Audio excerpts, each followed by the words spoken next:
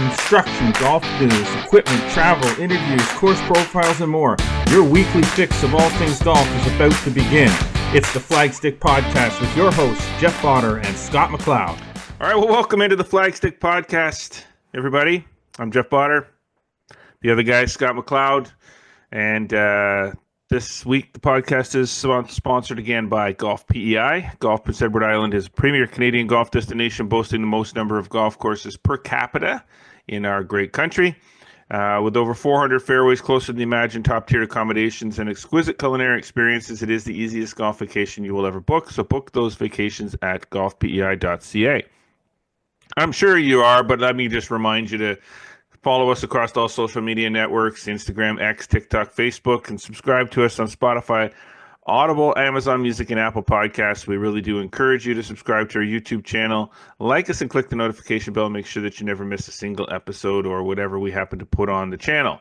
Lots of stuff's going to be coming up in there, contests, and of course the Flagstick Academy off season, we'll call it indoor edition, is up there now. Mm-hmm. Yep. I'll tell you, this news, we got some stuff to talk about in the front nine, because look at the front nine. We're going to kind of talk a little bit about the return of Roger Cleveland, which I saw this news and I'm like, whoa. Yeah, cool.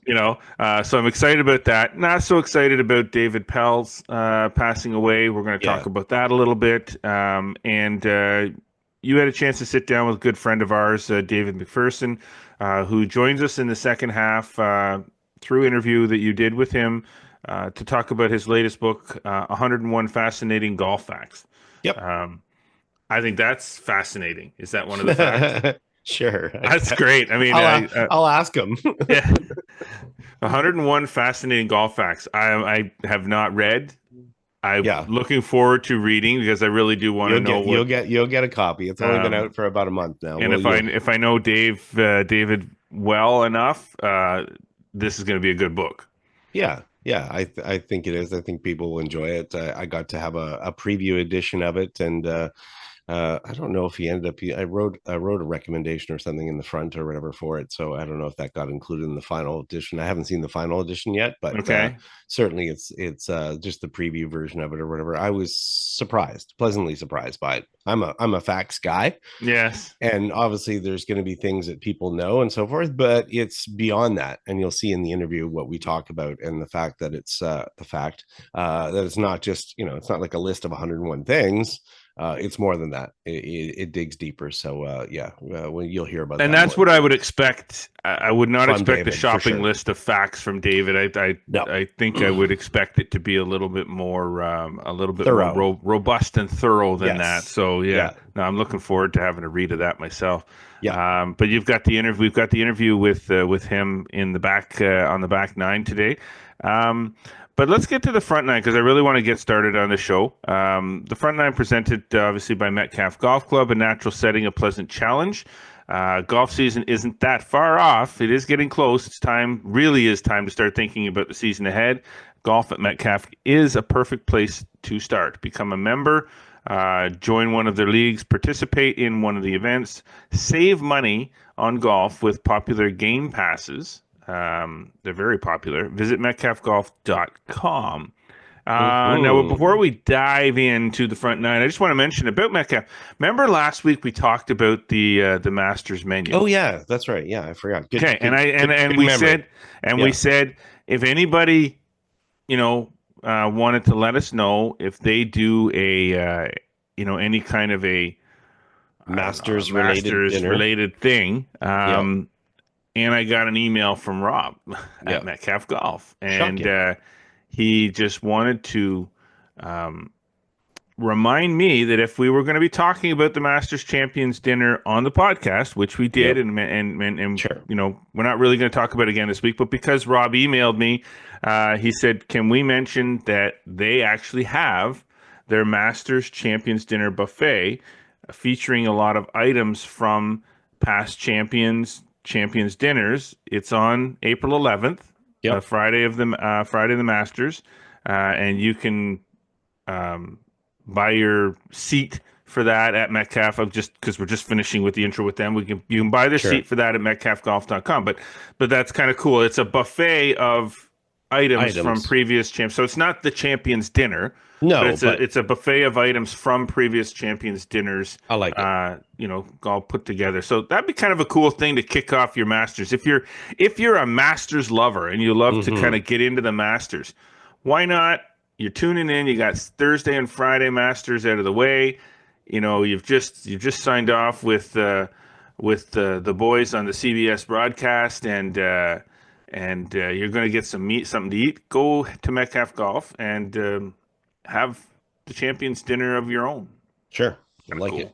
Like it a lot. I might just do that, to be honest with you, since I live so close. Well, there you go. You just say to your wife, I'm making dinner tonight. Yeah, okay. We're going across that would the be street. great. That's awesome. Okay. Let me get a sip of coffee. Sure. Coffee is a definite necessity this time of year. Okay. The TGL is done for the year. She done. I don't know if I'm applauding or if I'm excited for the conclusion or looking forward to next year. Geez, I am so torn because I'll be honest with you. Did you watch the final? The finals was pretty good. Pretty good. It was. There was drama. There was some aggressive hammer throwing. Yes. I'd like to see them do something with the hammer instead of the orange flag or whatever. I'd like to see them get one of those old dog toy hammers or something like that. Some kind of Thor hammer deal that you can kind of throw. Yeah. Sure, why not? It's an actual hammer. Well, you see, don't throw an actual hammer. That would be stupid. But you see people in the crowd with little blow up ones. Yeah, throw a blow up hammer or something make it. Anyway. That said, clutch Billy Horschel. Yeah, what a putt. Is there anybody that was in this TGL thing that was better for TGL than Billy Horschel? No, dude off was the chart. Love the guy. He was all in. If a PGA Tour player could use a platform like indoor golf to springboard their own brand and reputation, Horschel did that. And I know Horschel's not listening to this great podcast. I don't know why. He should be. Maybe he is. But Billy, you're awesome.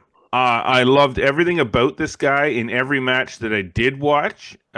He was like what TGL needs to be, and to see him be the one to clutch it up and get it done, and then the reaction of it, and then the reaction in the interview afterwards, just so down to earth, normal. I think he's maybe a player that is willing to be a little bit more unguarded, which is helpful.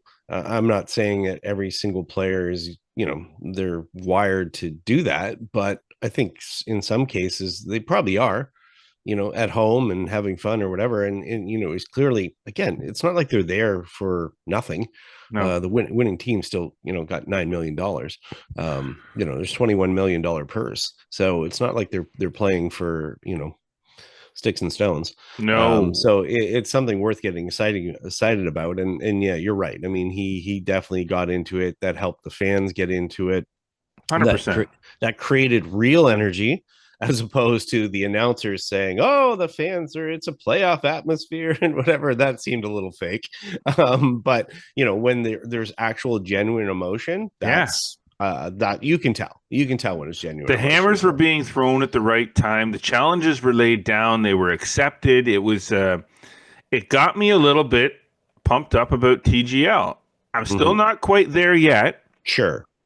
But this particular final series was I was kind of I was suspicious a little bit at first because I thought, oh no, Atlanta wins the first one.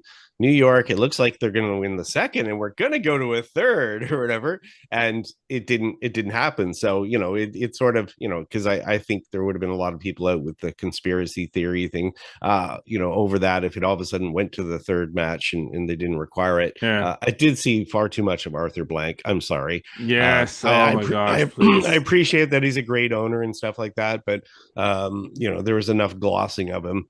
It was unbelievable. I get it, but focus on the players. He probably, well, maybe he does. I don't know. Maybe he doesn't want that all the attention on him. But again, focus on the players and the play and stuff like that. Overall, if we look at the assessment of the year, what are your thoughts as far as overall kind of now that we're done? And we talk about a season, but we're basically talking about starts in January and Yeah. done now. What's your overall? What grade would you give it? I'm gonna give it a B minus C plus. I think Okay. B minus Okay. I think is probably being a little bit generous, but I think I'll give them the benefit of the doubt because the finals was really strong. Okay. Um, so I'm gonna say a B minus. Okay. I'm kind of in that same boat. I'm a B at tops.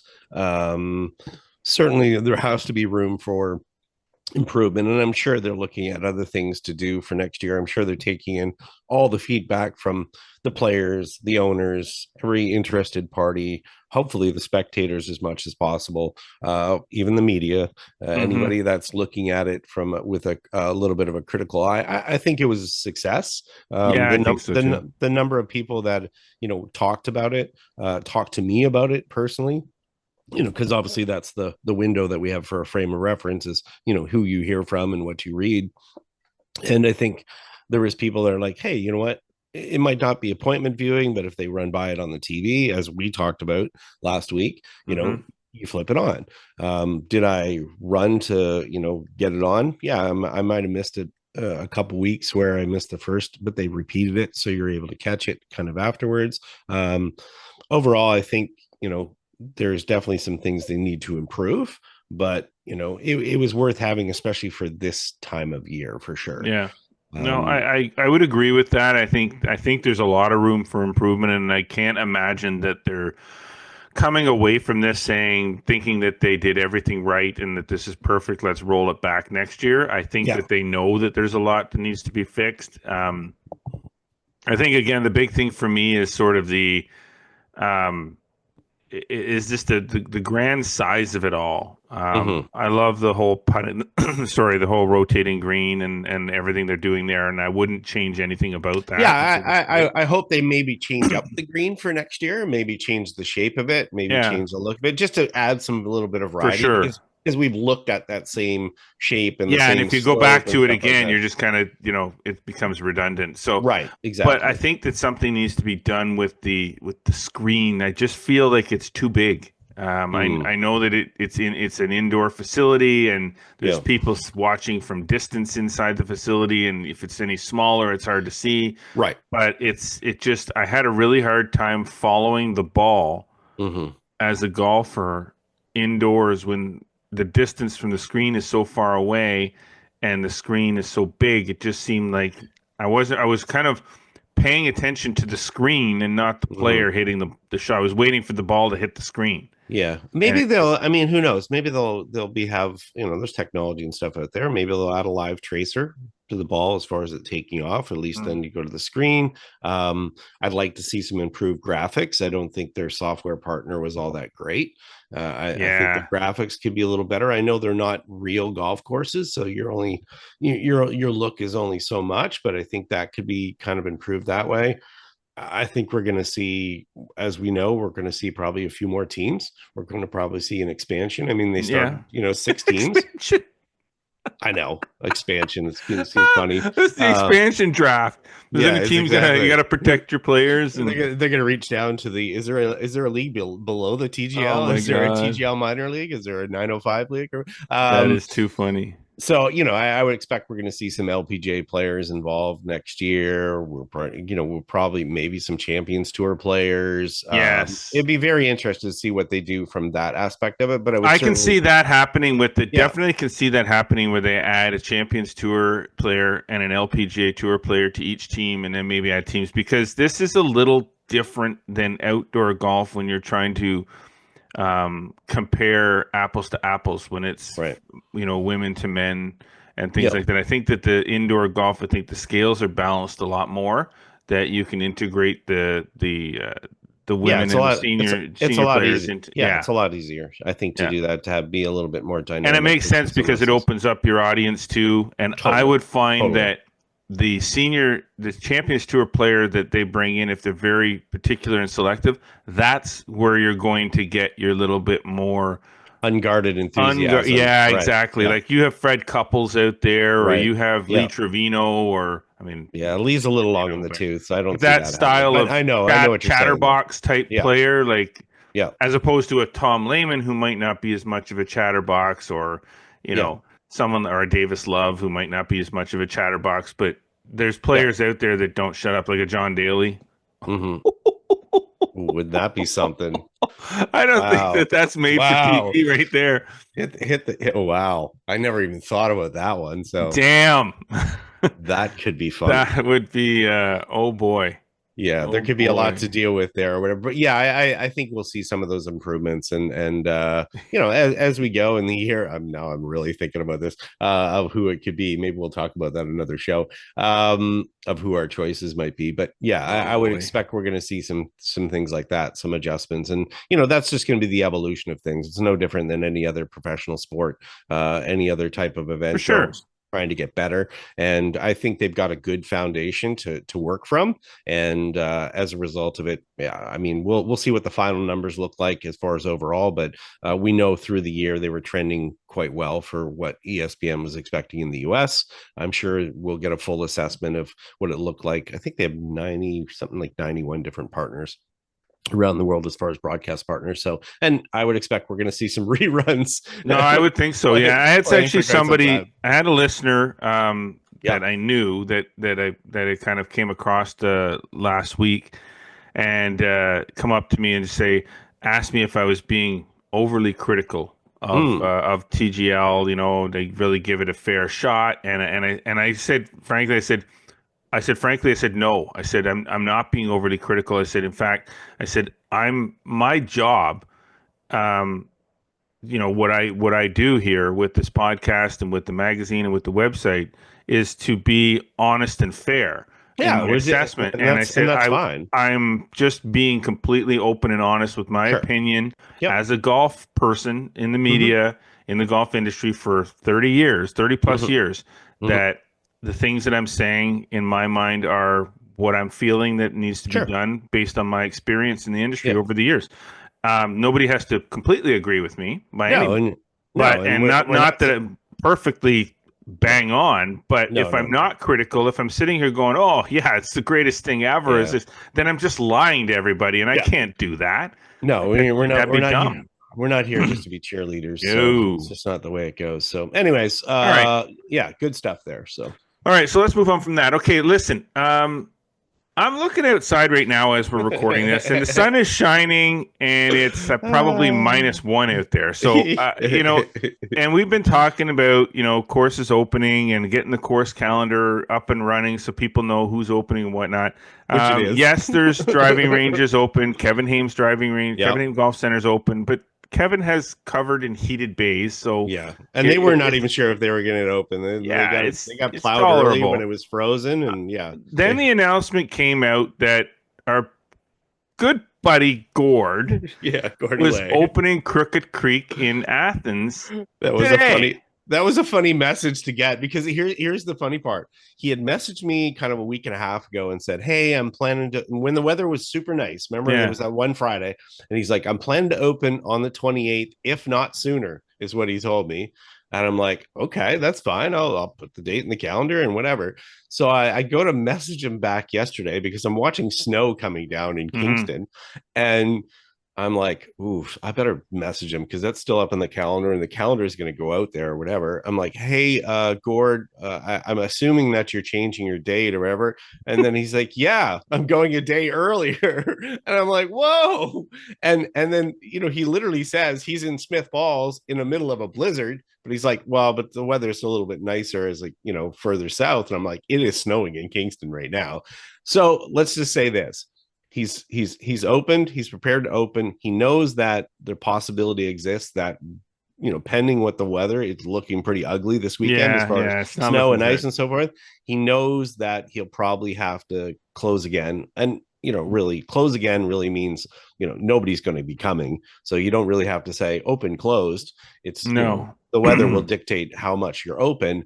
But in any case, Crooked Creek in Athens, Ontario, is open here on March 27th, 2025. As you say, it's just, I mean, in Kingston here, it is -1 as well. Yeah. So Good you're old Gord. -1 Way to there. go, Gord. Good Go job. Gord. It's supposed to warm up to 6. Yeah, a few Hey, you know golfers. what? Somebody's going to play golf. Oh, I know. And the thing is, I had people Gord's messaging. usually this time of year. Gord's there, and people have to Right, understand. exactly. Gord is kind of, for the most part It's a out there. home He's a type bit of a whole operation. one man show a lot of times, Yeah, especially this time of exactly. year. He probably doesn't have like 100 people out there working. Right. So he's there, Yeah. and if the course is ready to play and he's got pins cut and tee decks in, then why not open it Yep. up? And if someone wants to play, Yep. well, someone plays. Yeah. You get freezing rain, you get freezing rain. Big Yeah, and deal. it was pretty dry in the photos and stuff he shared with me last Yeah. week and stuff too. So on that note, just for that calendar, the calendar is up. There is a very few dates in there right now, Mm-hmm. but there will be a lot more populated in there very soon. Yes, definitely. Got a lot of managers, pros, and so forth that basically just said to me, "Hey, we just haven't pinned down a date yet. As soon as we do, we'll let you know." So keep checking back. Yeah, the calendar will be busy. Yeah, Okay, so off the top of the show, I mentioned about this when I saw this announcement come out, and I was just like, my first reaction was, "Whoa!" yeah, it's cool. Roger Cleveland Yeah, is has returned to Cleveland Golf. Now you might hear that headline and go and think, what do you mean? why is that? What do you Why is mean that Roger weird? Yeah, Cleveland has returned to yeah, Cleveland Golf? If yeah. Roger Cleveland was Cleveland Golf, where did Roger Cleveland go? Because some people don't really follow the industry that No, closely. no. But Roger Cleveland um, was the founder of Cleveland Classics Golf Company. This was Yeah, the original 1979. wedges that everybody loved playing back in the days. The 588s and they, Yep. And then beryllium. I his mean, you had posted a picture yes, I of the did. beryllium. Was that beryllium copper? Yeah, that was the 50th anniversary of the Byron Nelson Yeah. edition. So the 485 was the one that sort of got a lot of attention, and it was the fourth Yes. edition of his wedges in 1985. But the 588, as you mentioned, Yes. we know about, and we'll talk about here in a second. It was the fifth edition of their wedges that came out in 1988, and it sort of took things by storm. And we'll fast forward a bit, but then we'll go back and talk about kind of the wedges and what's important. What ended up happening is that he ended up selling off his company. He basically was out of the company. Roger Cleveland was gone. And then, basically it was in the hands of someone else. In the meantime, then he went to work for Callaway Golf. Yes. So he was working for Callaway Golf, doing a number of things or whatever.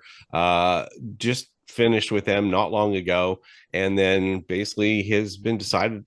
Cleveland Golf was owned by Sumitomo Rubber Company. Obviously the family with Rixon and so forth, Dunlop.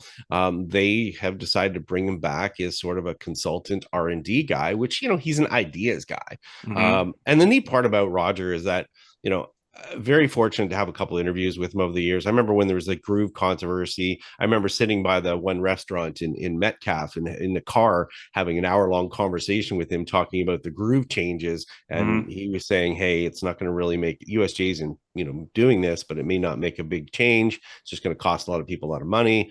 I've managed to have dinner with him over the years and just chat with him and stuff like that. Loves his wine, by the way. But this is cool because it's like it never made sense that Roger Cleveland and his name on that company was not with that company. Yeah. So And he was over at Callaway. Yeah, so it's like, and people would be confused by that, and even to the point of people are like, "What? I didn't." Like, as you said, they were like, "Oh, that doesn't make sense. I didn't know he was gone, or I didn't know there was actually a person named Cleveland." Right? They thought it had something to do with the city. There was lots of different things. So, I mean, I think the company is excited to have it back. I think it might have some influence as well for them as they look at expanding their products beyond maybe even just they have obviously woods and irons and stuff now, but he was influential in that aspect of it. So it might have a greater impact beyond just the wedges and stuff that we see. And for him, he said it's always been close to his heart. The company's always been, and for him to now be able to contribute once again to that legacy, that's important for him. So I'm really curious to see how this all plays out for them with the design side of things, because I know that just even this year with the RTZ wedge is it's not the same look as the RTX Zipcord wedges. Right. Yes. It's it's a much clean, I think it's a really clean looking wedge. Like I got a couple of them coming for myself. Yeah, And you know what? they're We'll have a beautiful. couple of them coming here that we'll Oh, be giving away, hey, even better. courtesy of Cleveland Strixon and our good friends at Mint Green Group.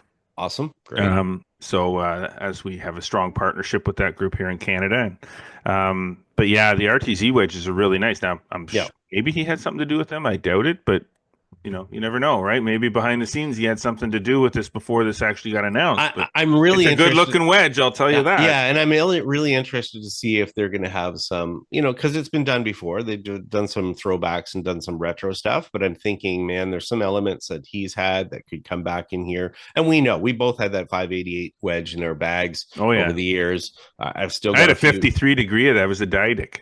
Yeah. Remember So I that mean, thing? Like, yeah. So I mean, there's just been a lot of things. So I think, if you're an equipment geek, maybe a bit of a romantic, this is really cool I'm as far as the excited about industry. this. Yeah, I'm very excited about this. it's good. Now, speaking of wedges Yes. and short game, we're gonna get Yeah, to a little you go less from great levels news. of excitement to levels Yeah, of disappointment and sadness. Is yeah, short game guru yeah, David Pelz has passed at the age of 85.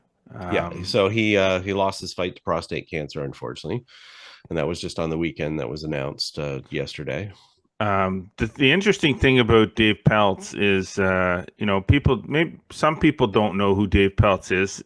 Yeah, I would think that most people that are in the golf probably are well aware of who Dave Pelz was. But I always found the interesting thing with Dave Pelz is Dave Pelz was not, when he first started doing he's not all a the golf short games. guy. He was not a golf pro. Like No, he no. was a short game guru that was not a golf pro. No, Um, he was a NASA scientist, a yeah, legitimate rocket scientist that came to NASA. And I remember reading his book, Putt Like the Pros, in yeah. 1989, which was the first book I'd say that really brought. And it said right on the title, it's a scientific look at putting and short game. And we've got a lot of stuff here on him, but we don't really need to kind of dig No, through no, that. But just just as far as his influence, I mean, it really a lot of the stuff in golf, there's so many things that were just passed on, about the game, especially like short game and putting mhm. and stuff like that. And that's how people learned about the game. So he was the first guy to really, I won't say the first, there's a few other people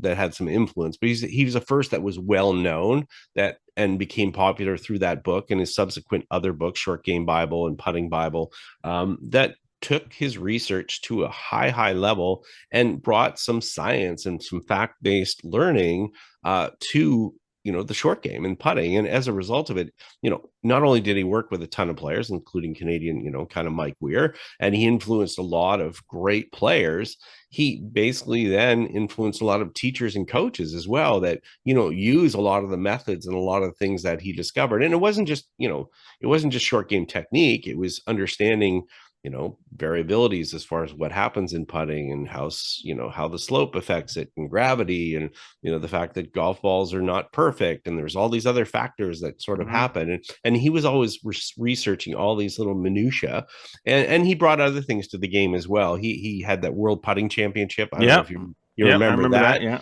And I think that was a neat thing that they had for a long time, because they had these short game schools and stuff going all around the world, and they had this world putting championship. And I remember they had it at the PGA show. They had conducted it there a couple times over the years, and the cool part about it was people that were winning were just not your traditional golfers. In fact, I remember one year there was a golfer there that had one arm and one leg, and it showed that you could do a lot of things. Didn't matter, there wasn't a perfect way to do it. There were principles and things that applied to how you do it, but that anybody, whether they were male, female, young, old, had any type of amputation, and like they could all putt. yeah. And so he created a lot of training tools, a lot of different things. And so his contributions to the game for more than 30 plus years, just incredible. So, and I There are think that, things within the short game that everybody does now and pros right, do now that right, a lot of people would not attribute to to a specific person like Dave Pelz, like the three right, by four yep, wedge system. yep, exactly, Still used widely by players today. sure, People don't know or may not know where that came from. They just do it because it happened so many years ago. right, Now it's just something that they've picked up as common sense or common Yeah. knowledge that was actually created by Dave. Back, oh gosh, we're talking back in the 80s, right? Yeah. So Yeah. so Yeah. that's just incredible, and just an incredible human being, Mhm. incredibly knowledgeable guy. The fact that he was a guru of short game wizardry. I don't remember seeing too many golf instruction videos with Dave Pelz where he was talking about full swings. No, You know, it he just just wasn't his focused thing. on his Yeah. on the short game. He was a Yeah. specialist. He knew it. Like you said, scientifically could prove his theories, and because of that, it was easy to buy into what he was Yeah. saying because it was It was fact based substantiated and and backed research. up. Yeah. Yeah. So it's kind of a lot like the aim point stuff now, Yeah. where you don't necessarily believe it, but it's back the scientifically it's proven. So Yeah. Exactly. okay. Lastly, before so very sorry to see Dave Pelz pass on. Great man. Okay. Before we head out for a break, just a note: Flagstick Open registration is still open. Anybody registering now is going directly on the wait list. Trust me, you'll get in if you're on the wait list. Hopefully. You always cross my fingers. Maybe Yeah. you won't this year, but I had two yesterday that the two people that came out to me and I said, just get on the wait list. You just never know. yeah, get on the wait list, and you should be okay early on. So don't not register. Okay. Yeah. We got to get out of here. When we come back, interview with David McPherson, 101 fascinating things about golf. With Scott McLeod. You're listening to the Flagstick podcast with Jeff Botter and Scott McLeod. Stay with us. Hey, loser buys the first round. You're on. On Prince Edward Island, we believe in playing your game your way. From the first tee box to the 19th hole and beyond. With over 400 fairways waiting for you, there's always another reason to golf Prince Edward Island. All right, well, welcome back to the Flagstick podcast with Jeff Botter and Scott McLeod. And as promised, on the back nine this week, back nine presented obviously by Celtic Golf Center with two great, awesome locations, one in Kempville and their brand new location in Kingston. Both featuring multiple state-of-the-art TrackMan simulators. Your golf season never has to end. Enjoy a round of golf with friends, join one of the many leagues, get fit for some new equipment, or take a lesson. Celtic Golf Center's got you covered because it really is all about the golf, isn't it? Visit CelticGolfCenter.com to learn more, book tee times, or sign up for a league. Again, as promised, Scott was privileged enough to sit down with David McPherson and conduct an interview to discuss with David about his new book called The 101 Fascinating Golf Facts. Yeah. Which I am fascinated. Like I said, we'll make sure you get a copy. David's well known in Canada as a not only a golf journalist but a music journalist as well. Done some amazing work. We'll make reference to that in the interview. You'll hear about it. But yeah, this was neat to see this book come about. He mentioned it to me a couple of years ago when he was starting to develop it. So it was nice to see it to kind of come to fruition. And we had talked a little bit about getting together for a while to do this interview to talk about it, because it's not even just about just the book, like promoting it, but it's also how it came about, how it was developed, the process, and so on. So I think people will find this interesting. All right, well, here it is. Interview with David McPherson, golf writer and author of 101 Fascinating Golf Facts. All right, we want to welcome today a good friend, David McPherson. We've known each other for quite a long time now. Dave joins us from Waterloo, Ontario. How are you today? Great, Scott. Happy to finally make this happen and get on your podcast. Yeah, we've been talking about it for a while now. And just to give people a little bit of background if they're not familiar with you, and maybe they should, because I know my bookshelf is littered with some of your works. But David is a longtime golf and music journalist. He's a former president of the Golf Journalists Association of Canada.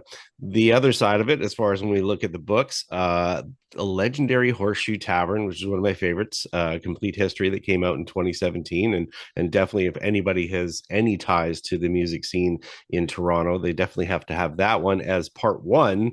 And then your book on Massey Hall, which was just beautiful in 2021, was amazing.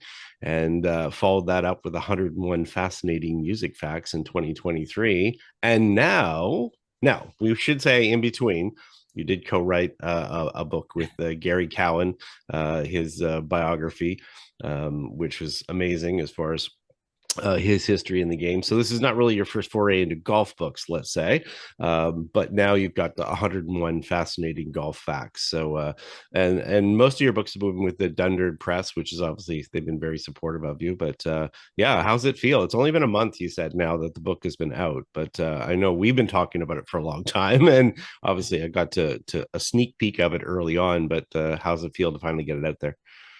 Yeah, it always feels good when you get a new book published. I mean, just that all the labor that goes into it, and it never gets old, if you will, right? I'm sure even like you, just seeing your byline in print still, especially with print dying a slow death, but opening up that box when the first books arrive is an amazing feeling. And yeah, I'm happy. I can't believe, this is my fourth book in like about 10 years or Yeah. more or less. So it's been quite a journey, and I feel really grateful for Dundurn and everyone who supported me along this journey and as an author and writer. Yeah, I think that's one of the hard things as well as an author. I mean, you're looking ahead to, maybe your agreement with a publishing company, or you're going to pitch a company on something. How do you sort of come up with the ideas? Obviously, you had the Canadian music facts book. How did you settle on doing a fascinating facts book for golf? Yeah, I mean, in this case, it was pretty easy because I can't take credit for the 101 fascinating fact idea. It was something that my publisher Dundurn came up with, and they decided this would make a good series. So they started off with Brian McFarlane, the longtime hockey writer, and that was their first book in the series, was 101 fascinating hockey facts. And then it was just a natural after my Massey Hall book. They suggested to me, "Would you like to do this, fascinating fact book on music?" And I thought, why not? It's be kind of a fun book to dig into, curating some, a variety of stories. Some I probably already, had from my years of doing research into Canadian music history and bands and whatnot. And so, yeah, it just went from there. I mean, they've added a few more since, but I thought, hey, I haven't done a book on golf yet. This will be an easy way to get one out, and I pitched it to them, and they went for it. And I think part of that, some of them have been specific Canadian facts, but for this one, I stressed it made more sense to broaden the appeal and hopefully expand the market to make it, golf facts and not just specific to Canadian. I mean, as you know, we probably could easily come up with 100 fascinating Canadian golf facts. I mean, we do have a rich history of the game in this country, but I did try and sprinkle, stories from around the world, basically, not just Canadian focused. No, I think you use the term easy kind of lightly there, because we know in writing anything, whether it's an article, book, or otherwise, it can be a trying process sometimes. Obviously, it's great to have the idea, but then when you're forming into something, it's a little bit different. So why don't you tell us, what was that process like as far as, the time it took trying to put together these facts, trying to discern them down to 101 that not only, and we should say, I think when you told me about the book originally, and I'm like, okay, these facts or whatever, but it's not like it's a list of 101 facts. These are stories and things related to it. So there's a lot of research that has to go into, kind of figuring out kind of how these things came about. They may be things that we sort of have heard, but putting them all together and getting the history and the backgrounds. What was that process like for you?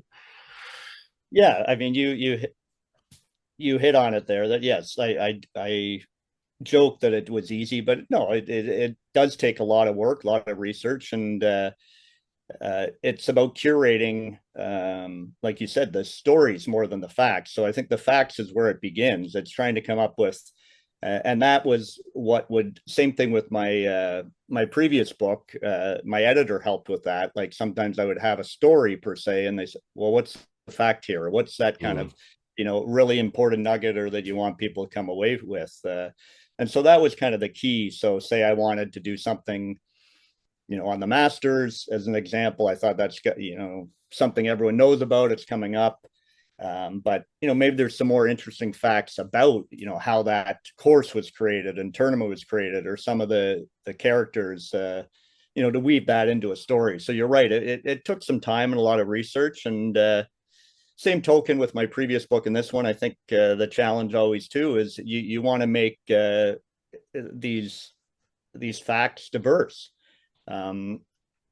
both from where they happened, time in history, who they are about. You don't want them all to be about men as an example, or don't want them all about like I said already, not just Canadian.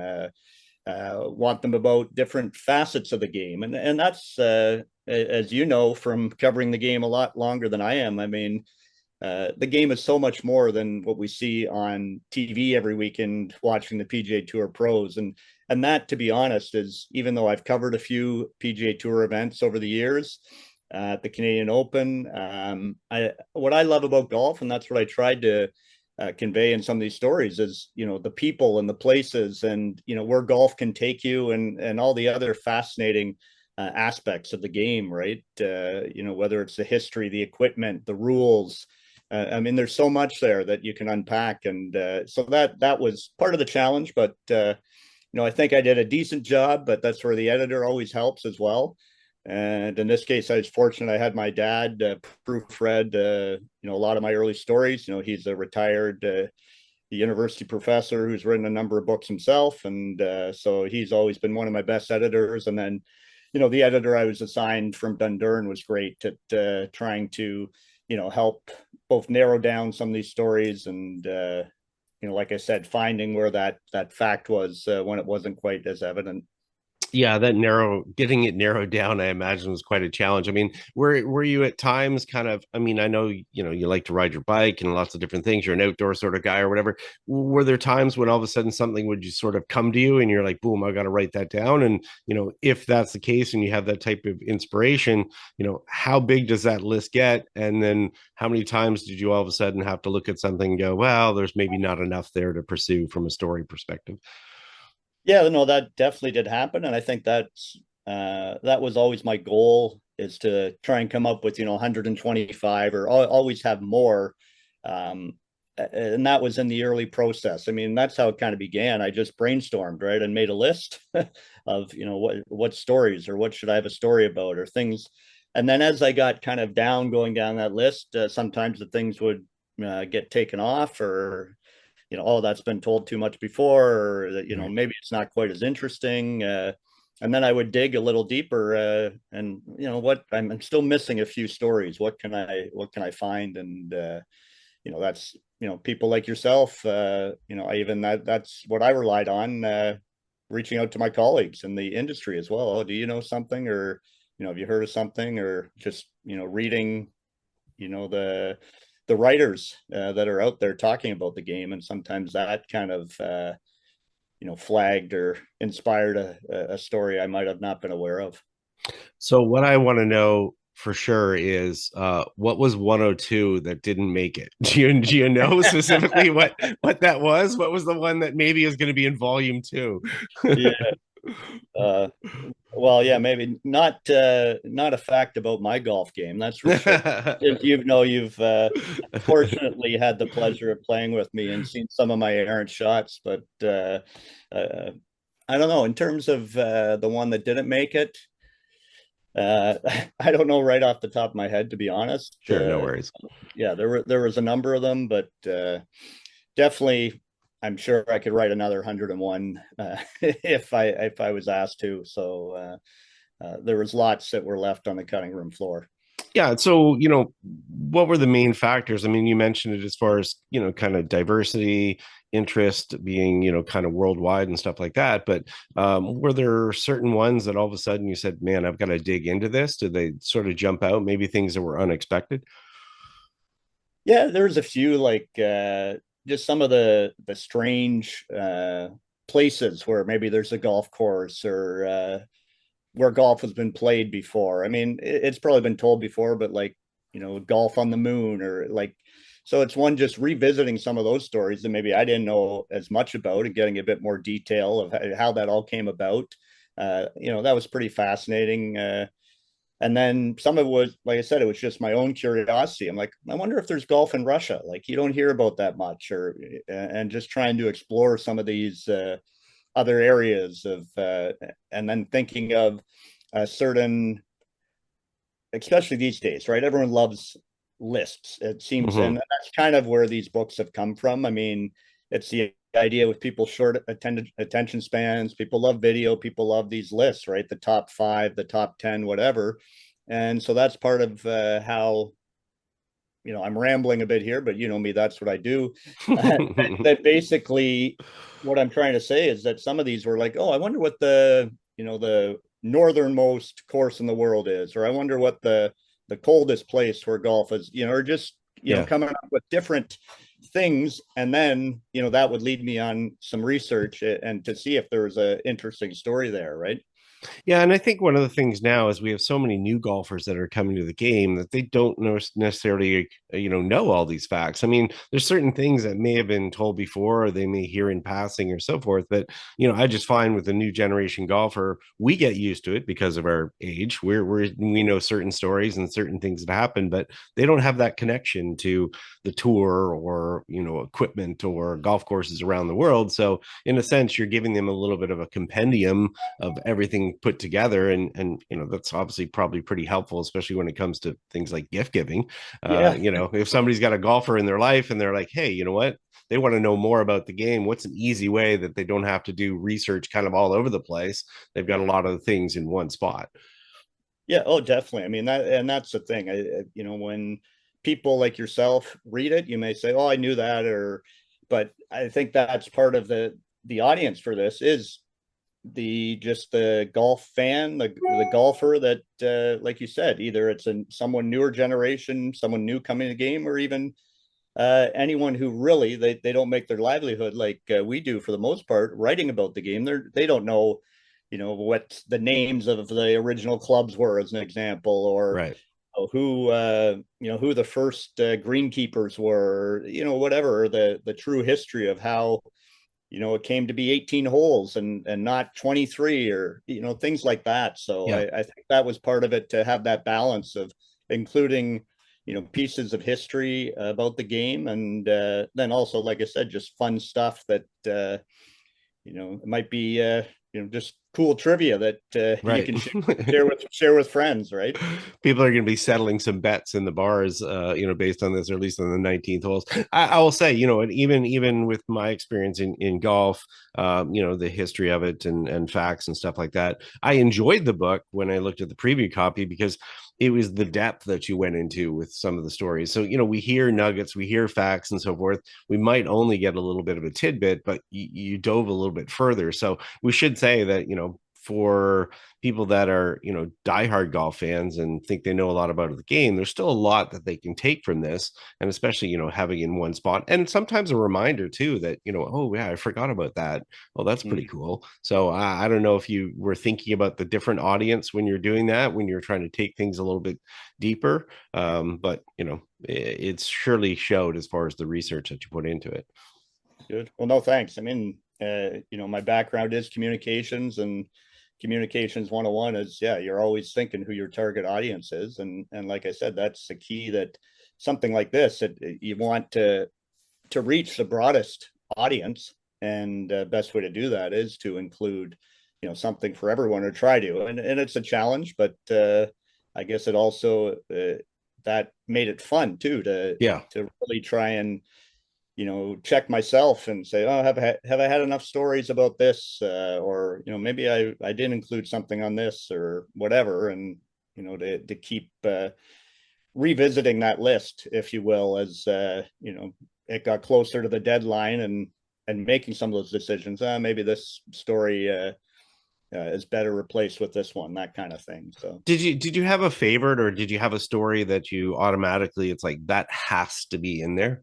Like it just like there was, no decision, you were going to fight with your editor. It's got to be in there. Was there certain one that fascinated you? Yeah, I mean, I think just in general, like when it came to Canadian stories, there were some. I mean, like obviously Mo Norman. I mean, there's been books and books written about him. So Sure. again, this one, thinking of the audience, not everyone knows Mo Norman. We take it for granted, right? We because Right. of that, we're in the game, and our friends have written books, and he's been. I was fortunate; I didn't even know it, but I mean, I grew up with him at Westmount Golf and Country Club. Bouncing a putter.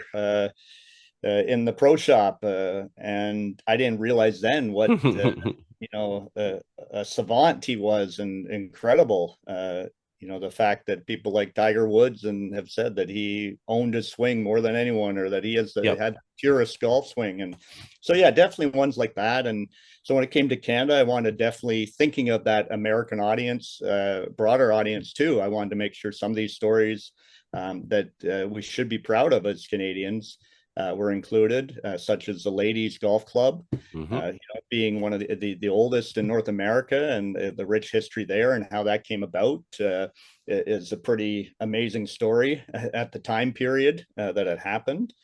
Yeah, and a few other of the clubs like the Paintbrush, or Yep. things like that. But yeah, in terms of just, I want to make sure that story went in. Well, I guess again from my love of music, I hadn't mentioned that, but I made sure to try and use this opportunity to include a few of those overlaps, and Yeah. so I have a couple stories, one on Alice Cooper and one on Willie Nelson, which are kind of fun, that I made sure got in there, of two rockers, star musicians that love the game. And they're as passionate about that as they are about making music Yeah. often.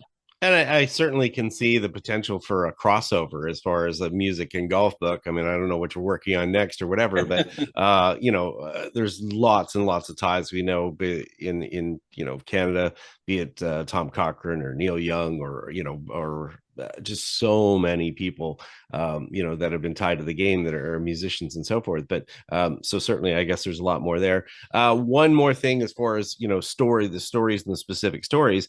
Were there any that you ran into that maybe were listed, or common knowledge as facts, where all of a sudden they got debunked when you actually did a little bit of research, or it was so murky that maybe you couldn't produce it and really consider it a fact? That's a really good question. I mean, I'd have to think about that more. The only one I think of is that is already one that there's a bit of and I referenced that in the story, is the history of the mulligan and how that term came about. As Canadians, we like to claim that it was a Canadian Mm-hmm. that invented that term, but there is a bit of Controversy, we'll call controversy, if you it. know, yeah, that there's others who claim it was someone down in the U.S. that Right. Came up with this term. So I Or a think, Canadian in the U.S. or that yeah, we've heard so that one too. there, So yeah, that was one where there were several, and yeah, so that one where they're really, even in my research, I couldn't find anything more definitive, yeah. other than most people agreed that the story of the Canadian was the most likely.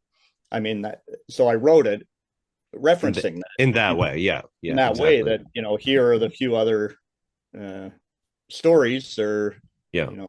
how people feel that this the connotation of this term as it relates to golf came about as kind of that do-over. Yeah. So to support the book, will you be doing some promotional tours, anything related to that, that people can expect in the coming year? The plan is to do that for sure. I mean, I'd like to work with golf clubs, any that are interested. I think I could come and give a little talk, share some of my own golf history, and share some stories from the book. and I probably will do a few book signings here or there. But yeah, I'm still trying to plan all that. I think as golf season is just starting up here in our neck of the woods in Southern Ontario. Hopefully it's good timing that I'll definitely be trying to get out on the road and do a few events. And yeah, appreciate the support of you, Scott, and the podcast, and the broader industry. Yeah. So where can people, if they want to get the book, what's the easiest way to go about doing it? I always tell people, to support your local indie bookstore is first and foremost, especially in these times with tariffs and all the other crazy political stuff going on. That they really need your support more than the Amazons and Indigos. But if that's the way you buy your books, that's fine too. They're available there. So I think pretty much anywhere you can find books, you should be able to find mine. And my hope is too, I'm probably going to try and partner with a bunch of golf courses and get the book in their pro shops as well. I've already chatted with a few about that. So that would be great to see. So well, thanks very much, Dave. Certainly appreciate it. Yep. It's been good to chat about it, and I'm looking forward to maybe part 2. How about that? Sounds great, Scott. All right, we'll talk soon. Okay, thanks again. Well, there you have it. Now I'm really looking forward to getting my copy. There you go. So I can have a good read of this and see what it's all about. Sounds like it's going to be like just in listening to that interview, the process behind getting to fun. Where you finally get it published. I know what it's like to publish a magazine, but not a book. Yeah. So I'm really curious to see what the book is like when I get a chance to read it. But great interview, Scott, and some great insight there from David. Perfect. Yeah, no, David's a good dude. I get to sit on the board with him at the Golf Journals Association in Canada. He's a past president, as I mentioned in the interview. And like I said, I always like to pick his brain and hopefully, as I referenced at the end of it, maybe there's another book in the process as well that could come from some of this and maybe some of his music writing. So yeah, we'll look forward to. I thought you were about to say that you got a book in the works. No, I have no. The only book I have in the works is we're working with Joe McLean for the 50th anniversary book for the PGA of Ottawa. For the PGA of Ottawa, right? Yeah, okay, yeah, we're working on that or whatever. But otherwise, no, I write enough every day. Thank you very much. It's a book. Do a book. Yeah. What would the book be about? What if Scott McLeod wrote a book? What would the book be about? I don't know. What if any of us wrote a book? What would that book be about? I think the problem is there's so many good books that are out there. I'd always feel like you can add to everything that's out there. So what's interesting? As everyone knows, I'm very much a TikTok guy. Okay. I do like my TikTok. He may have mentioned this last week too. I get joke. My boys, my young men in the house, my boys, get on me all the time about my addiction to TikTok. I don't think of it as an addiction, so I can quit anytime. Sure. Okay. Isn't that what they all say? Right. So these two guys are on there, and I'm sorry to fill in the end. Sure. Whatever you like. I'm waiting to hear this. There's two guys at the end there talking about asking each other, in 5 years' time, what golf club is going to be most likely going to be obsolete? That was the question they asked each other. Yeah, just two guys, just like you and I sitting here. They do a podcast. Two guys talking. Yeah. And the one guy, and I'm sorry, I don't remember all the names of all the people. It's a decent podcast, but not one of my favorites. I just happened to lock into the conversation. And sure. And the question was asked, in 5 years' time, what golf club that people are currently using, have in their bag, is most likely to be obsolete? Okay. And I gotta say that I truly believe that they're right. They bantered back and forth, jokingly saying, "Oh, well, probably the putter and putter." No, I think they were kidding. I hope so. And then one guy said the lob wedge, And that kind of got me thinking, well, maybe. I mean, I abandoned my lob wedge a couple years ago and changed my mix. I have a 54-58 setup now instead of That's a still 56-60. 58 still lob wedge. So, and I use know, a but 58. it's not. I've used a 58 for 10 years. I got rid of a 60. To me, a as lob well, wedge so is 60 degrees, and I think that's not, kind of what but- they're saying. A 50, Yeah. 58, to me, they're just wedges. Sure. They're not wedges, sand wedges. I mean, you can use a lob wedge in sand, so it's just a wedge. But Sure, anyway, it's just a name. so Yeah. they were going to, but then they said the hybrid. And I got thinking, you know what? I think they might be right, because here's the thing. The point that they made was that the technology behind woods, fairway woods, such as a 5-wood or a 7-wood, have come so far that people are starting to use 5-woods and 7-woods in their bag, whereas for a while there it was they were replacing their long irons with hybrids. Sure.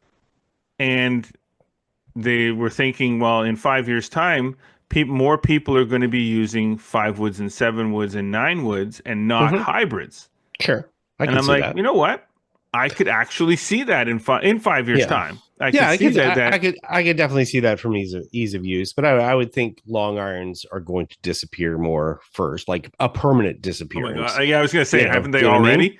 I mean, pretty much. I mean, there's so many people's golf bags now that start at 5 iron more than anything. I mean, barely any manufacturer. I mean, a lot of them just don't make 3 irons anymore. I mean, the standard set starts at 4, which again, most people can't hit a 4-iron anyway. No, my 4-iron is barely in my bag. I mean, I have a 7-wood that's in there. So and 7-wood. And I'm totally a great example. Yeah. I just, it's a struggle sometimes for people from a confidence standpoint when they look down.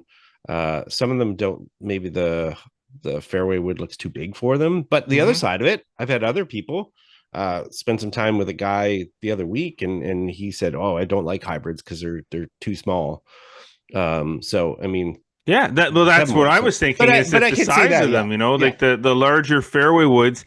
Plus, I mean, the fairway woods are most of them now are more of a low profile type club. They're not. I mean, they're not as big looking, like as thick looking. They're wide. Sure. They're big in that respect. Yeah, well, but they're low, which gets the kind of like the Adams Tight-Laced kind of deal, which was a very low profile, low center of gravity. They're definitely deep as far as the heads are concerned and getting that CG back. So yeah, I mean, I could see that. But like I said, I think the long iron first, but certainly I could see a transition, and we're already seeing that transition where a lot of people are putting those higher lofted woods in the bag versus the hybrids, and also the hosel technology with those. Now we're seeing more people going to flatter lies, because there used to always be the hybrids were kind of left biased for a right-handed golfer, but hook biased or whatever.